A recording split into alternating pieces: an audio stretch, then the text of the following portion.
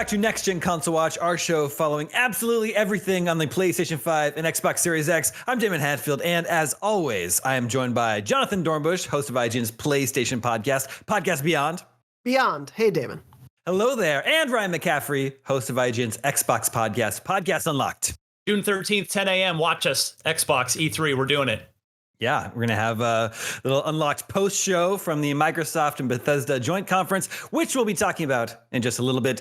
But first, more than 6 months into the lifespan of both these consoles, PS5 and Xbox Series X, it is unfortunately still very, very hard to come by for many of you out there. And I believe it's going to get harder to find a next-gen console before it gets easier. And that's because of three reasons. Reason number one, Sony now expects PS5 shortages to continue into next year, into 2022. Now, back in February, Jim Ryan, president and CEO of Sony Interactive Entertainment, told the Financial Times it will get better every month throughout 2021. So back in February, they thought as the year went on and on, the supply would increase and people would have an easier time finding a PS5. But now, Chief Financial Officer at Sony, Hiroki Totoki, said at a briefing, according to Bloomberg, said, "I don't think demand is calming down this year. And even if we secure a lot more devices and produce many more units of the PlayStation 5 next year, our supply wouldn't be able to catch up with demand."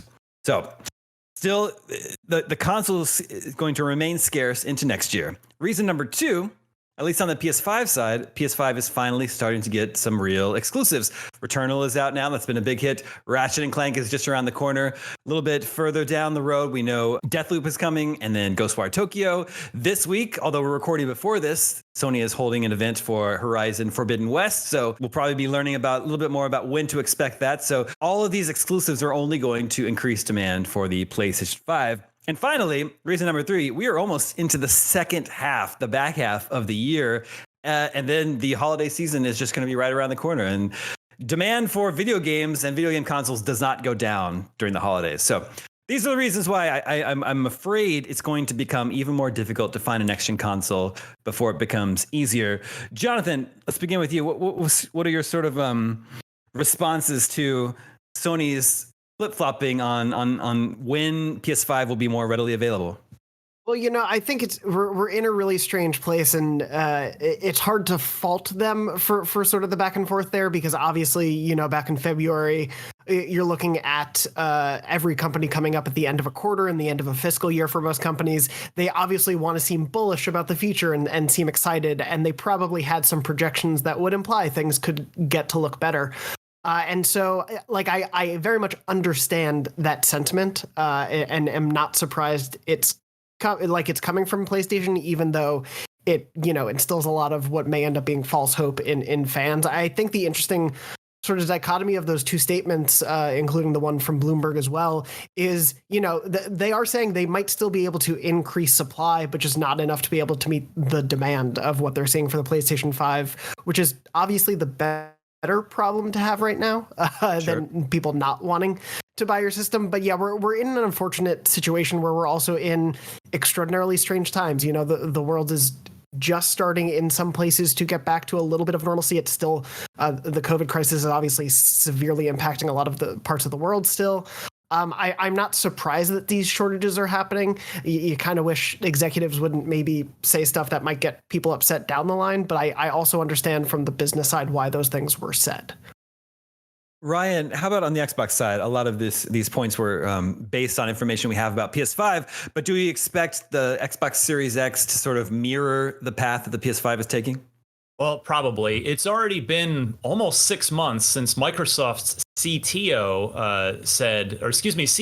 had said that the shortages on the Xbox side should last through the first half of the year. Mm-hmm. But similar, the chip shortage is not going away, and the demand for both new consoles, all new consoles, continues to be very, very strong. So yeah, I'm not so sure it's going to be much, if any, easier to find a Series X or even Series S as well. I did see, as we record today, our team at IGN Deals, if you follow them on Twitter, they were preparing for a drop of perhaps both the Series X and the PS5. But it just seems like that's going to be the way of things for a while, is just staying tuned in to places like IGN deals or just getting lucky at a retailer and catching a small drop of them as they come in. Jonathan, would you agree that the PS5 exclusive lineup is really starting to pick up, and that could be driving demand for PS5 even more? I mean, I think it is, but I don't know if it's driving any more demand than it was necessarily at launch, because we're still looking at, a decent number of cross-gen things like Horizon Forbidden West as well. And launch did have a lot of great exclusives, and then it was just kind of quiet for that beginning, few months of the year, but it was kind of quiet for everyone. I think in terms of these exclusives, though, they are driving attention and more demand solely by the fact that they are the most next-gen-ish games that we've really gotten across the board. I think on both sides, it's fair to say, with Returnal and, Ratchet and Clank upcoming as well, being the first two really, really dedicated PS5 exclusives. Obviously, we had Demon's Souls at launch as well, but we're looking at games that are finally putting these systems hopefully to use. We definitely saw that with Returnal and hope to see the same with Ratchet. So I think as you have those examples only pile up, people are going to think more and more, well, now it feels like I do need to get one of these consoles. Of course, a lot of stuff is still coming cross-gen. So for people who aren't able to get a console these days, there will be a few games, of course, they can't play, but a lot of stuff will still be cross-gen, at least, for the foreseeable future. Now, Ryan, I know you were saying one of your followers on Twitter asked you a question about whether or not we should expect a special edition Xbox Series X for the launch of Halo Infinite this fall.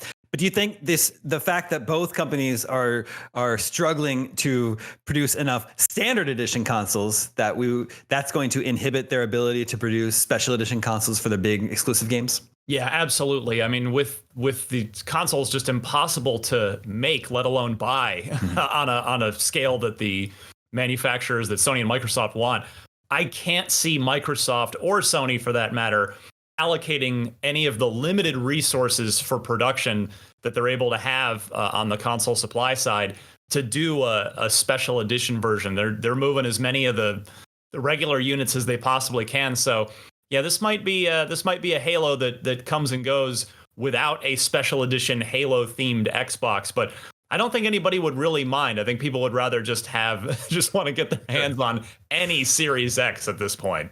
Well, speaking of Halo Infinite, as you mentioned at the top of the show, Xbox has officially announced its E3 press conference, which is going to take place June 13th, Sunday, June 13th at 10 a.m. Pacific. And it's a joint conference with Bethesda. So, Ryan, what does that tell you, the fact that they're not having separate conferences? Is that exciting for you because that makes Microsoft wants to make a bigger deal about the Bethesda games it has coming up? Or does that mean that maybe Bethesda doesn't have as much to show as they might have in the past? I mean, it could mean that. It's definitely possible. There was a year or two since Bethesda started doing its own E3 press conference some years back where they didn't do one, at least 1 year, if not two, because, the natural ebb and flow of console development cycles are such that, their studios might not be in a place where they have enough to show. But I don't think that's the case here. I mean, Starfield's the big one. I think this is going to be a case where Microsoft has spent the money and they want to hammer home the message that even though they've made it clear that they're leaving Bethesda as its sort of own autonomous kind of label within the Microsoft ecosystem, they're going to want to make it clear to everyone that, yes, they are part of the Microsoft family. And so we are going to have a joint press conference. Todd Howard, same stage with Phil Spencer, which granted, that's happened in years past when Todd comes out to show Fallout 4 or something. But yeah, I think that's Starfield, if I had to guess, will be the big one more thing at the end with some sort of teaser. And if the most recent Jason Schreier report is to be believed, and his track record gives me every reason to believe him, that we're looking at late 2022 for Starfield and a teaser for that at this E3 coming up. Mm-hmm. It's definitely exciting. Jonathan, Sony has its Horizon Forbidden West sort of reveal event, online event coming up just about 24 hours after we're recording this. But of course, a little bit before this episode will go live, so we can't cover off on what we're going to see this episode. But how are you feeling now that the Xbox has officially announced its E3 conference? Sony's not part of E3, but of course they have a lot of big games coming. Are you feeling like we're missing out on a Sony E3 conference, or is Sony going to have enough of its own up its sleeve to keep us excited about upcoming PlayStation games? Yeah, I mean, I think they've been taking a lot more of an approach of sort of going game by game. Obviously, the last two PS5 showcases notwithstanding, we were getting very focused. Last of Us Part 2, Ghost of Tsushima, sort of state of plays, and that's kind of Horizon Forbidden West following in those footsteps. I think that's probably a smart approach because they know each of these games for the PlayStation audience, it like can stand on its own, can be enough of a draw. And so I think when we see a showcase, and whether that comes right around E3 to try to like take some of the thunder, even though they're not part of it, or a little bit later, I think we're going to see more of the approach that we've seen Sony taking. That's not just its first party focus, but sort of its exclusives and partnerships across the board. So things with third parties, obviously we've seen them focus a lot with Square Enix on this stuff like Final Fantasy VII Remake, potentially Final Fantasy 16, and more as sort of at least PlayStation launch exclusives. We'll see them probably partner with some indies to be exclusive as well. I feel like we will get a showcase for them this summer for sure, but it's sort of going to be on their own terms. And I think doubling down on that idea of here are the experiences you get on PlayStation. Well, I think there's going to be a lot of excitement for both platforms coming out of E3 and adjacent events from Sony. So to everyone out there who still has not yet found a PlayStation 5 or Xbox Series X, I wish you Godspeed. We have the results from the poll from last episode. We asked, whose exclusive lineup are you looking forward to most, the PS5s or Series X's? And perhaps unsurprisingly, PlayStation 5 won 70% as opposed to Xbox Series X and X 30%. And I think, Ryan, you were remarking that probably about shakes out to what their respective market shares are. I mean, it seemed to be about what it was in the PS4, Xbox One generation. And hey, it makes sense when you've got God of War Ragnarok, in the pipeline, and Ratchet and Clank about to hit. Sony's earned that, and Microsoft still has to prove it. So while they've announced some big, cool looking stuff like Halo Infinite, like the Fable reboot, like Avowed, the Forza Motorsport reboot, Perfect Dark reboot, they still have to prove it. So I certainly can't argue with the audience on that one. Well, speaking of some of those upcoming Xbox exclusives with Microsoft's E3 press conference just around the corner, our poll for you for next episode is, which Microsoft or Bethesda game are you most excited to see at E3? Halo Infinite, Starfield, that Indiana Jones game, Perfect Dark, that's my pick, or Fable.